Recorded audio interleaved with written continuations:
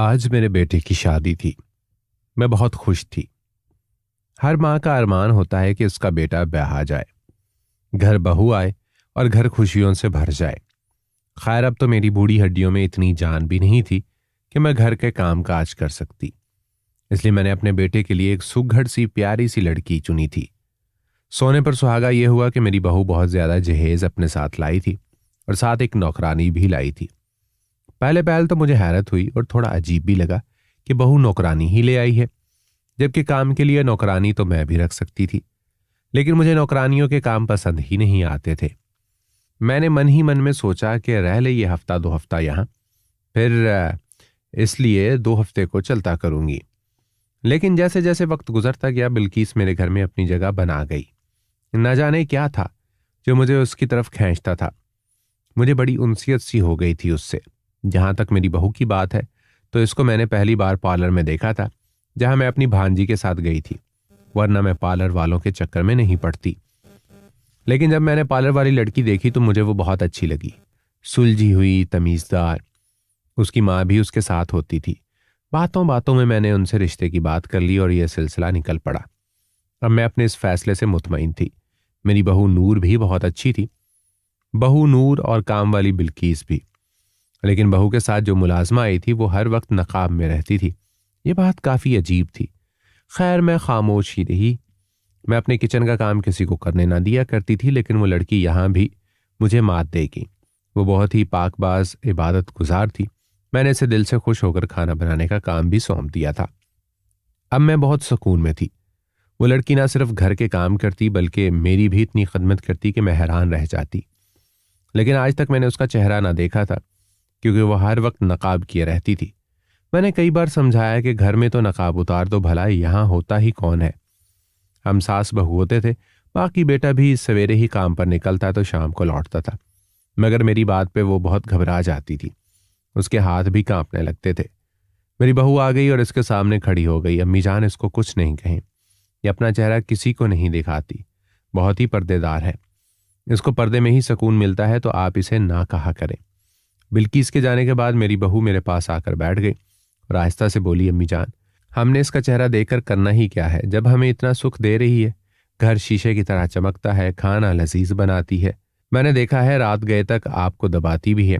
कहीं ऐसा ना हो कि हमारी फरमाइश पर बिदक जाए और काम ही छोड़कर चली जाए। फिर आजकल कहाँ मिलती हैं ऐसी मुलाजमाएं। बहू की बात पे मैं खामोश हो गई थी, लेकिन मेरे दिल में अजीब सी खटपट हो रही थी, भला औरतों से कैसा पर्दा। यूं वक्त गुजरता गया। एक रात मेरी आंख खुली और मैं पानी लेने किचन की तरफ जाने लगी। मैंने देखा कि बिल्किस किचन के साथ वाले कमरे में तहज्जुद की नमाज पढ़ रही थी। इसका दरवाजा खुला हुआ था। मेरी नजरें अब बिल्किस पर थीं। मैंने दिल ही दिल में सोचा कि कितनी इबादत गुजार है वो। नमाज में मगन थी। वो उस रुख पर बैठी थी कि उसका चेहरा दूसरी तरफ था, लेकिन मैं जानती थी कि उस वक्त उसने नकाब नहीं किया हुआ था। मैं तजस्सुस के हाथों मजबूर होकर वहां खड़ी रही कि शायद इसकी एक झलक मुझे दिखाई दे। और अचानक जब इसने सलाम फेरा तो इसके चेहरे का रुख मेरी जानिब हो गया। जैसे ही इसके चेहरे पर मेरी नजर पड़ी, मैं गिरते गिरते बची। मेरी रूह तक लरज गई थी। या अल्लाह, ये तो। मुझे अचानक से खांसी का दौरा पड़ा और मैंने जल्दी से पानी का गिलास मुंह से लगाया। लेकिन तब तक बिल्किस की नजर मुझ पर पड़ चुकी थी। वो भी घबरा कर उठी थी और कमरे के तारीक गोशे की जानिब भागकर खुद को मेरी नजरों से छुपाने की कोशिश करने लगी थी। लेकिन मैं तब तक उसको देख चुकी थी। तब से मुझे बहुत बेचैनी हो रही थी। सारी रात मैंने कांटों पर गुजारी थी। सारी रात मैं सो न सकी। ये सब आखिर क्या था? ऐसा कैसे हो सकता था? मुझे सुबह का बेसब्री से इंतजार था। मैं बस चाहती थी कि बहू के रूबरू खड़ी होकर इससे सारा कुछ उगलवाऊं। लेकिन मैं चाहती थी एक बार मेरा बेटा ऑफिस चला जाए तो मैं बहू से पूछूंगी, ये क्या माजरा है। आखिर मेरे बेटे को इस बात की भिनक भी पड़ जाती तो वो इसे उस वक्त तलाक दे देता। तलाक या शायद वो तैश में आकर नूर को जान से ही मार देता। बात ही इतनी बड़ी थी कि कुछ भी हो सकता था। मैं नहीं चाहती थी कि मेरे बेटे का घर उजड़ जाए। मैं नूर को शक का फायदा देकर इससे सच जानना चाहती थी। लेकिन इतना तो मैं सोच ही चुकी थी कि अगर इसका रत्ती बराबर भी कसूर निकला तो इसको तलाक मैं खुद दिलवाऊंगी। मुझे कुछ समझ नहीं आ रहा था कि आखिर कसूर किसका है। अब बहू ही सब बता सकती थी। मेरा दिमाग काम नहीं कर रहा था। मेरी बहू नूर उठ चुकी थी। इसने नाश्ता कर लिया था और अपने इसने नाश्ता कर लिया था और अब अपने कमरे में चली गई थी। मेरा बेटा अपने ऑफिस चला गया था, यही वक्त था जानने का। मैं फौरन बहू के कमरे की तरफ गई, दस्तक देकर अंदर चली गई। बहू अपनी अलमारी सट कर रही थी। वो हैरत से मेरी तरफ देखने लगी। मैंने कमरा लॉक किया और इसके बेड पर बैठ गई और इससे पूछा कि ये माजरा आखिर क्या है? मेरे घर में ये कैसा खेल तुम दोनों खेल रही हो? बिल्किस कौन है? बिल्किस का आखिर क्या राज है? आज मैं सच जानकर ही रहूंगी। अगर तुमने मुझे सच ना बताया तो मेरी बात पर नूर मेरे कदमों में गिर गई। अम्मी जान, मुझे माफ कर दें, इसमें मेरा कोई कसूर नहीं। आखिर ये सब क्या माजरा है? मुझे पूरी बात बताओ। वो मेरी बात सुनकर बहुत घबरा गई। अम्मी, मैं आपको सब बताती हूं, आप पहले वादा करें कि कासिम को इसका इल्म नहीं होने देंगी, वरना। देखो नूर बेटा, मुझे अब सच बताओ, मैं सच जानने के बाद ही फैसला करूंगी। मेरी बात पर वो अपने आंसू पोंछकर मुझे अपना किस्सा सुनाने लगी। इसने बताया कि मैं नूर खाते पीते घर से ताल्लुक रखती थी। हम 3 बहन भाई थे। बड़ी बहन की शादी 3 साल पहले हो गई थी, तब से वो बाहर मुल्क में रहती थी।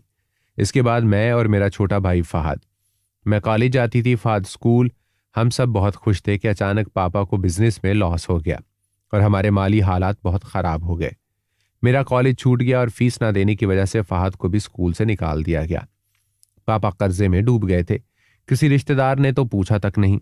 ये बात बिल्कुल सच है कि सब तब तक ही साथ देते हैं जब तक आपके पास पैसा होता है। पापा ने अपना कर्जा उतारने के लिए अपना घर बेच दिया। कुछ पैसे बच गए थे, इनसे एक छोटा मकान किराए पर ले लिया और इसका 6 महीने का एडवांस दे दिया गया। इसमें 2 महीने का राशन दिलवाया। अब बस चंद हजार रुपए ही बचे थे। वो भी कब तक चलते? मेरे पास कोई डिग्री नहीं थी कि मैं कोई नौकरी करती। मैंने आस पड़ोस के बच्चों को ट्यूशन पढ़ाना शुरू कर दिया, लेकिन वो चंद 100 रुपए काफी नहीं थे। पापा की तबीयत खराब रहने लगी थी। वो पहले ही दिल के मरीज थे और हालात के बोझ ने अब तो इनको और निढाल कर दिया था। बड़ी बहन को हमने कुछ नहीं बताया था कि वो परेशान ना हो। एक दिन मैं किसी स्कूल में इंटरव्यू देने गई, मगर वहां भी मायूसी हुई। क्योंकि मेरी तालीम कम थी तो 2000 पे मुझे रुकना चाहिए था, और इस महंगाई के दौर में 2000 से क्या होता है। मैं बाहर आ गई। तेज चलचलाती धूप में बस स्टॉप के बीच में बैठकर बस का इंतजार कर रही थी और मुझे अपनी बेबसी पर रोना आ गया। आंसू मेरी गालों पर फिसलते जा रहे थे कि किसी ने पूछा कि मैं क्यों रो रही हूं। मैंने चौंक कर सर उठाया तो मैं बहुत डर गई। मुझ पर खौफ तारी हो गया था, क्योंकि वो एक अजनबी शख्स था और हमेशा मुझे यहां पर बैठा देखकर घूरता रहता था। मगर आज इसकी इतनी जुर्रत देखकर मुझे बहुत खौफ आया था। मैं वहां से उठकर दूसरी जगह सिमट कर बैठ गई, मगर वो वहां भी आ गया और मुझसे रोने की वजह पूछने लगा। मैंने इसे कहा कि वो चला जाए और मुझे मेरे हाल पर छोड़ दे, लेकिन वो नहीं गया और कहने लगा कि मैं अगर चाहूं तो वो मेरी मदद कर सकता है। मैंने दिल में सोचा कि ये मेरी क्या मदद करेगा, ये बेचारे तो मांग कर अपना पेट पालता है। मैंने इसे कहा कि मुझे इसकी कोई मदद नहीं चाहिए और वो जाए यहां से, लेकिन वो ना माना और बज़िद था।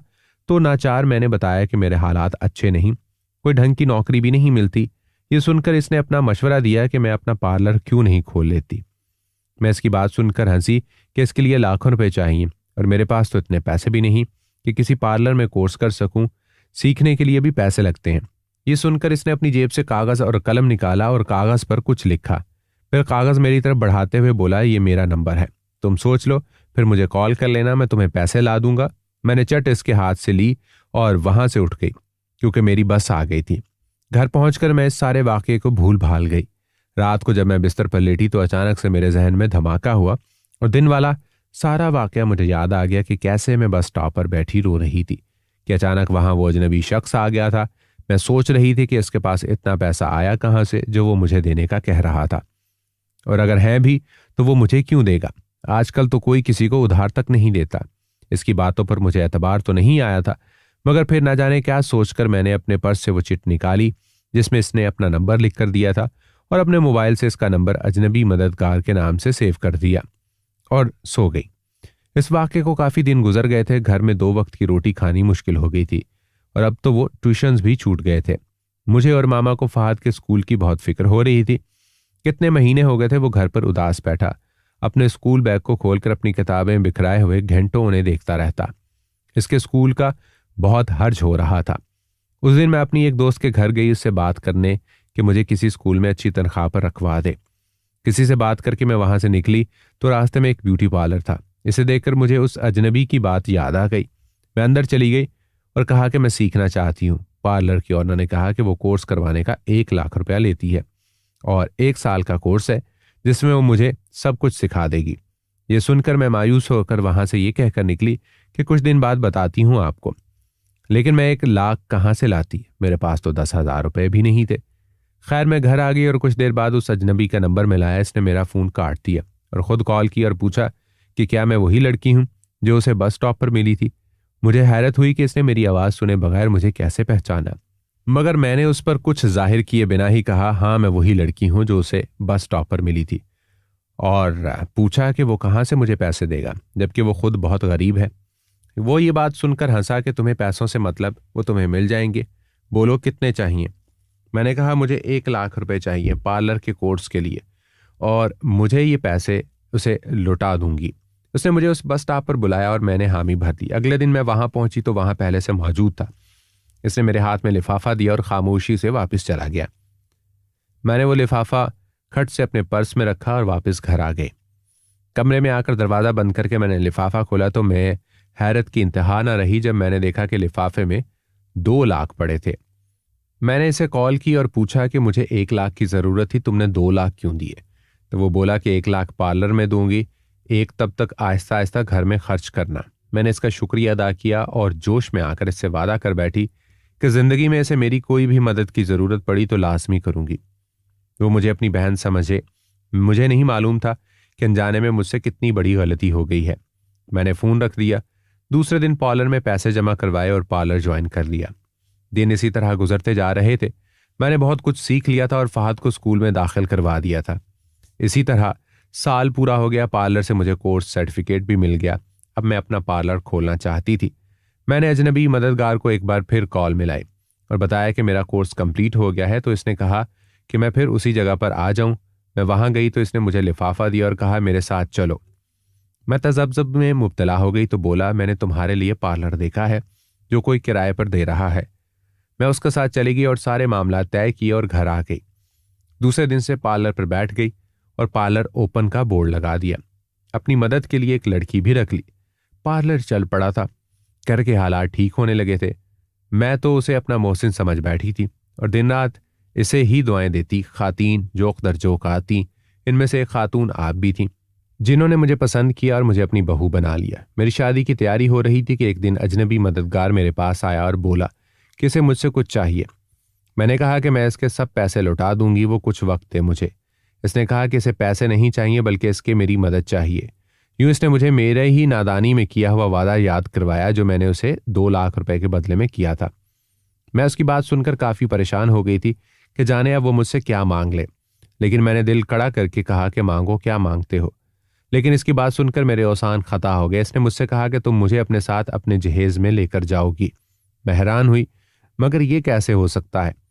तो वो बोला कि मैं तुम्हें बताता हूँ, तुम मुझे अपने साथ काम वाली बनाकर ले जाओ। मैं हर वक्त खुद को ढांप कर रखूंगा, किसी को खबर तक ना होगी कि मैं लड़की नहीं बल्कि लड़का हूं।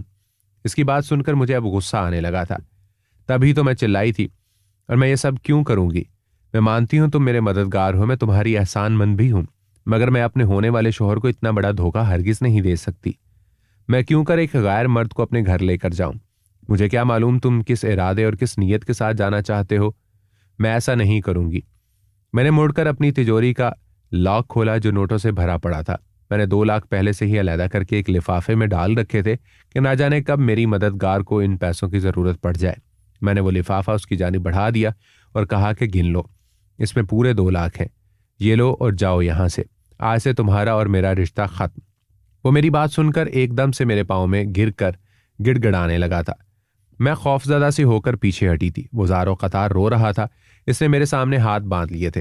वो ऐसे रो रहा था जैसे एक छोटा बच्चा भीड़ में अपनी माँ से जुदा होकर खौफजदा हो गया हो, रो रहा हो, घबरा रहा हो। इसकी हालत देखकर मेरा दिल पसीज गया। मैं भी जमीन पर उसके पास बैठ गई। बिलावल भाई, क्या बात है, आपको क्या हो गया है? मेरी बात सुनकर वो पुरउम्मीद नजरों से मुझे तकने लगा था। इसने हाथ जोड़कर कहा कि नूर, मुझे मेरी माँ से मिला दो। कौन सी माँ? मैं हैरान हुई थी। उसने कहा, तुम्हारी होने वाली सास मेरी माँ है। मैं अपनी माँ की खदमत करना चाहता हूँ, मुझे तुम अपने साथ ले चलो, मेरी आरजू को पूरा हो लेने दो। इसकी बात सुनकर मुझे धचका सा लगा। ये कैसे हो सकता था? वो मेरे शोहर का भाई हो, अगर वो मेरी सास का ही बेटा है तो यूं चोर दरवाजे से क्यों जाना चाहता है हमारे घर? बेतहाशा सवाल उठ रहे थे मेरे जहन में। जब वो बोला था, मुझे मालूम है कि तुम मेरी बात सुनकर हैरान हो गई हो। तुम ये भी सोच रही होगी कि अगर मैं सच कह रहा हूं तो सीधे तरीके से क्यों नहीं चला जाता। मेरी मजबूरी है नूर बहन। वो अब भी रो रहा था। रोते रोते वो मुझे अपनी दास्तान हयात सुनाने लगा था। मैं जब पैदा हुआ था ना, मेरी अम्मा खुश नहीं हुई थी। इसको ढेरों वसवसों ने आन घेरा था। तुम खुद सोचो कि एक लड़की ससुराल ब्याह कर जाए और जल्द ही उम्मीद से भी हो जाए तो वो कितनी खुश होती है। उसको लगता है कि आने वाला बच्चा ससुराल में उसके कदम मजबूत कर देगा। मगर मेरी पैदाइश के बाद मेरी अम्मा के कदम मजबूत तो ना होते, बल्कि वो तो धुतकार दी जाती। मेरी दादी मेरी अम्मा को एक मिनट के लिए भी बर्दाश्त न करती। ऐन मुमकिन था कि मेरा बाप अस्पताल के बेड पर ही मेरी अम्मा को तलाक देकर चला जाता। हालांकि इसमें कसूर मेरी अम्मा का तो ना था। ये तो अल्लाह की मर्जी थी कि इसने मुझे ना लड़का बनाया ना लड़की। मेरे लिए तीसरी जिन्स का इंतखाब कर लिया। बिलावल की बातें सुनकर मैं सख्ते में आ गई थी, जबकि वो खुद जर्द सा पड़ता जा रहा था। इसके आंसू थमने का नाम नहीं ले रहे थे। जब नर्स ने अम्मा को बताया कि तेरे घर तीसरी जिन्स की पैदाइश हुई है तो अम्मा ने नजरों ही नजरों में इससे इल्तिजाएं कर डाली थी। वो भी अम्मा का दुख समझकर चुप हो गई और अब्बू को मुबारकबाद दी कि आपके घर लड़का पैदा हुआ है। सब खुशी से फूले न समाते थे। हर कोई मेरी अम्मा के आगे पीछे हो रहा था, जबकि वो खामोशी से कोने में बैठी आंसू बहाती जाती थी। मैंने जब भी अम्मा को देखा वो रोती रहती थी। मुझे नहीं मालूम इसने कैसे मुझे घर वालों से छुपाकर बड़ा किया था। घर में किसी को कुछ भी मालूम ना हो सका था। अम्मा मुझे लड़कों वाले कपड़े पहनाती थी, लड़कों वाले स्कूल भी डाल दिया था, लेकिन मुझे लड़के ना भाते थे। बल्कि मेरा दिल करता था मैं गेंद बल्ले से नहीं बल्कि अपनी छोटी बहन राफिया की गुड़िया से खेलूं। मुझे अम्मा की सुर्खियां अच्छी लगने लगी थी। इनके जेवर सब बहुत अच्छे लगते थे। मैंने एक दिन अम्मा की लाल सुर्खी उठाकर अपने होंठों पर लगा ली और बाहर सहन में निकल आया। मेरी दादी हंस हंस कर निढाल हो रही थी। अम्मा को बुलाकर कहा, देख तेरा बिलावल तो लड़की बन गया। उस दिन अम्मा मुझे बाजू से पकड़कर कमरे में ले गई। कमरे का दरवाजा बंद करके मुझे अब्बू की बेल्ट से बहुत मारा था। मेरा जिस्म नाजुक था। मैं 6 साल का बच्चा ही तो था। मेरा मांस उधेड़ गया था। मैं बहुत चीखा था, लेकिन अम्मा को मुझ पर रहम नहीं आया था। जब मेरे जिस्म से खून बहने लगा तो उनका हाथ रुक गया। अब वो मुझसे भी ज्यादा चीख कर रो रही थी। हम दोनों माँ बेटा रो रो कर निढाल हो चुके थे। दादी ने दरवाजा बजाया, लेकिन अम्मा ने ना खोला। वो अपना सर दीवार से मार मार कर लहू लहान हो चुकी थी। हम दोनों को अस्पताल ले जाया गया। वो मेरे लिए तड़प रही थी और मैं अपनी अम्मा के लिए। मैं कितने ही दिन अम्मा की तकलीफ याद करके रोता रहा और अम्मा तो हर वक्त हाथ जोड़कर मुझसे माफिया मांगती रहती थी। उस दिन अम्मा ने मुझे समझाया कि अगर मैंने दोबारा ऐसी हरकत की तो अब्बू मुझे ऐसी जगह पर छोड़ आएंगे जहां हर रोज ऐसी ही मार पड़ा करेगी।